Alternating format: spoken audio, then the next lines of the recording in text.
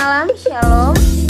Perkenalkan, nama saya Karmelita Taweli, mahasiswa setia Saik Perintah kelas Khairat. Dalam video kali ini, saya akan menjelaskan tentang sistem informasi manajemen untuk memenuhi tugas mata kuliah sistem informasi manajemen. Pengertian sistem informasi manajemen. Sistem informasi manajemen adalah suatu sistem informasi yang digunakan oleh organisasi untuk mengelola semua transaksi yang mendukung fungsi manajemen dan bisa berguna untuk pengambilan keputusan.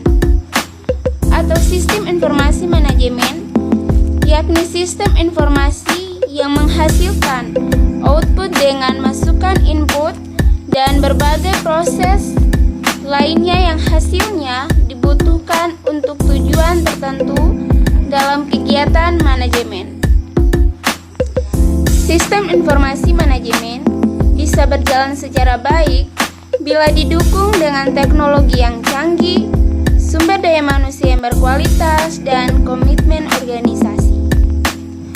Kegiatan sistem informasi manajemen juga bisa mendukung proses bisnis pada suatu perusahaan dan sangat penting untuk kelangsungan perusahaan. Yang kedua, fungsi sistem informasi manajemen. Fungsi utama diterapkannya sistem informasi manajemen dalam suatu organisasi yaitu sebagai berikut. 1. Mempermudah pihak manajemen untuk melakukan suatu perencanaan, pengawasan, pengarahan, dan pendelegasian kerja kepada semua departemen yang mempunyai hubungan komandan atau koordinasi dengannya. Yang kedua, untuk meningkatkan sebuah efisiensi dan efektivitas data yang tersaji akurat dan tepat waktu. Yang ketiga, untuk meningkatkan suatu produktivitas dan penghematan biaya dalam suatu organisasi. Yang keempat, untuk meningkatkan kualitas sumber daya manusia karena unit sistem kerja yang terkoordinir dan sistematis.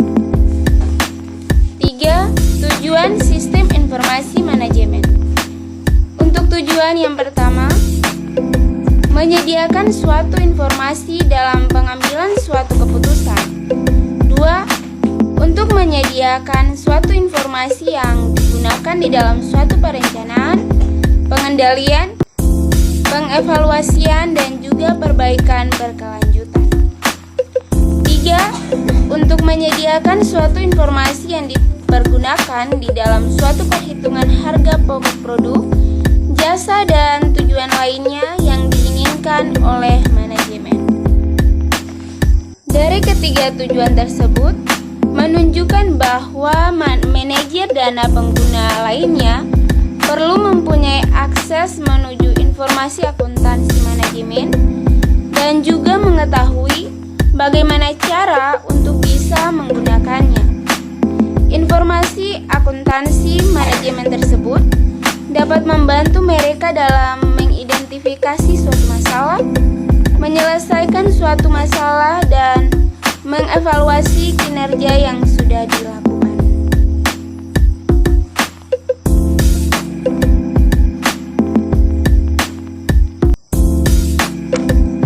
4.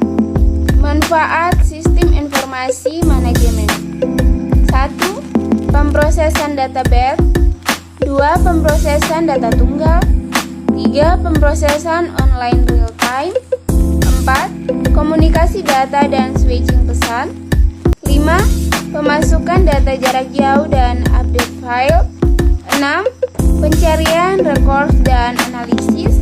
7. Pencarian file. 8. Algoritme dan model keputusan. Dan 9. Otomatisasi kantor.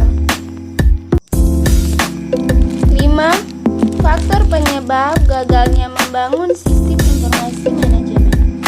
1. Kurang organisasi yang wajar. 2. Kurangnya perencanaan yang memadai. 3. Kurang personil yang handal. 4. kurangnya partisipasi manajemen dalam bentuk keikutsertaan para manajer dalam merancang sistem. 6. Contoh sistem informasi manajemen. Beberapa contoh konkret penerapan sistem informasi manajemen yaitu sebagai berikut. 1. Enterprise Resource Planning atau biasa disingkat ERP. Sistem ERP ini biasanya digunakan oleh sejumlah perusahaan besar dalam mengelola manajemen dan melakukan suatu pengawasan yang saling terintegrasi terhadap unit bidang kerja keuangan, accounting, sumber daya manusia, pemasaran, operasional, dan pengelolaan persediaan. 2. Supply Chain Management atau biasa disingkat SCM.